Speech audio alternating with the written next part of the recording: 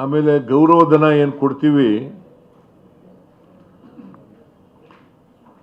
ಅದು ಹಿಂದೆ ನಾಗಮೋಹನ್ ದಾಸ್ ಅವ್ರ ಕಮಿಷನ್ನಲ್ಲಿ ಸರ್ವೆ ಮಾಡಿತ್ತಲ್ಲ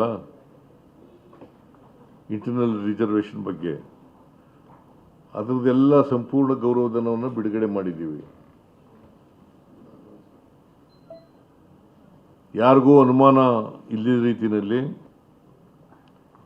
ಈ ಸರ್ವೆ ಕಾರ್ಯಕ್ಕೂ ಕೂಡ ಗೌರವಧನವನ್ನು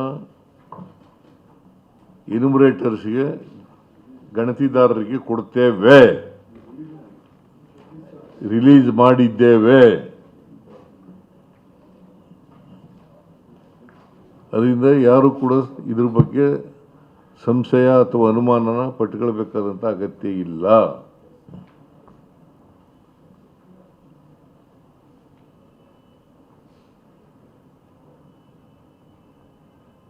ಒಟ್ಟಾರೆಯಾಗಿ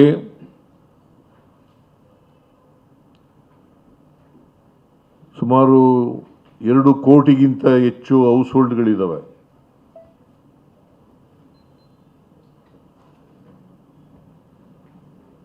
ಬೆಂಗಳೂರು ನಗರನೂ ಸೇರಿ.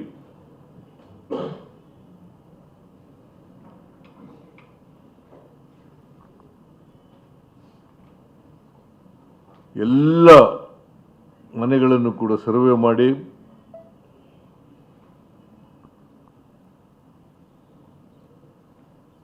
ಅವರ ಸಾಮಾಜಿಕ ಶೈಕ್ಷಣಿಕ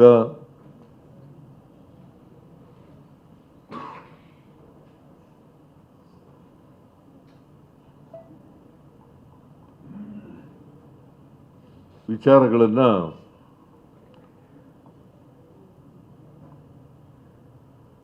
ತಿಳ್ಕೊಂಡು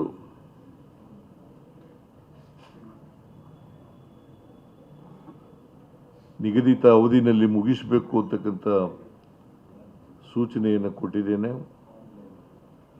ಆಮೇಲೆ ಆನ್ಲೈನ್ನಲ್ಲಿ ಕೂಡ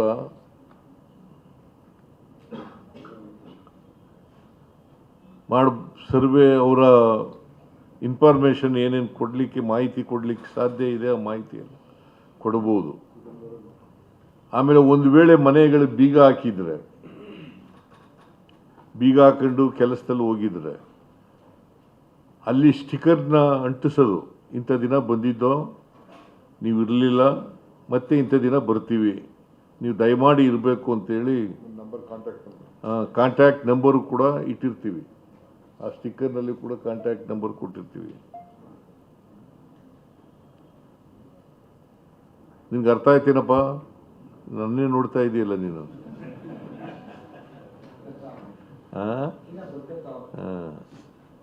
ಯಾರು ಈಗ ಗುಡ್ಡ ಪ್ರದೇಶಗಳಲ್ಲಿ, ದೂರದ ಗುಡ್ಡಗಳಲ್ಲಿ ವಾಸ ಮಾಡ್ತಕ್ಕಂಥ ಜನ ಇದ್ದಾರಲ್ಲ, ಅವರು ಇಂಥ ಕಡೆ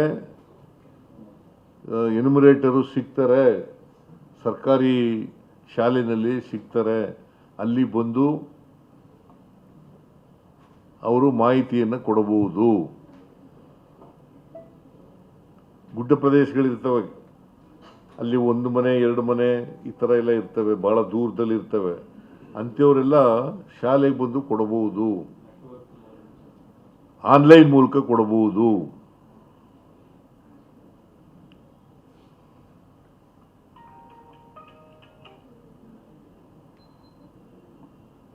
ಸಂಪರ್ಕ ವ್ಯವಸ್ಥೆ ಇರೋದಿಲ್ಲ ಅವರಿಗೆ. ಅಂಥವ್ರಿಗೆ ಮಾತ್ರ ಈ ಥರದ ಫೆಸಿಲಿಟಿನ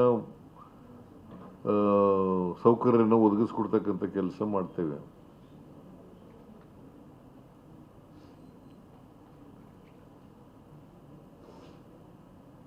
ಸೊ ಪತ್ರಿಕೆಯಲ್ಲಿ ಬರ್ತಾ ಇರ್ತಕ್ಕಂಥದ್ದು ಟೀಚರ್ಗಳು ರೆಸಿಸ್ಟೆನ್ಸ್ ಇದೆ, ತಪ್ಪು ತಿಳುವಳಿಕೆಗಳಿಂದ ಮಾಡ್ತಾ ಇದ್ರು. ಅದು ಬಿಟ್ಟರೆ ಎಲ್ಲೂ ಕೂಡ ರೆಸಿಸ್ಟೆನ್ಸ್ ಇಲ್ಲ. ಒಂದು ವೇಳೆ ರೆಸಿಸ್ಟೆನ್ಸ್ ಮಾಡಿದ್ರೆ, ಕೋಆಪರೇಟ್ ಮಾಡದೆ ಹೋದರೆ ಅಂಥವ್ರ ಮೇಲೆ ಕಾನೂನು ರೀತಿಯ ಕ್ರಮ ತಗೊಳ್ತೀವಿ.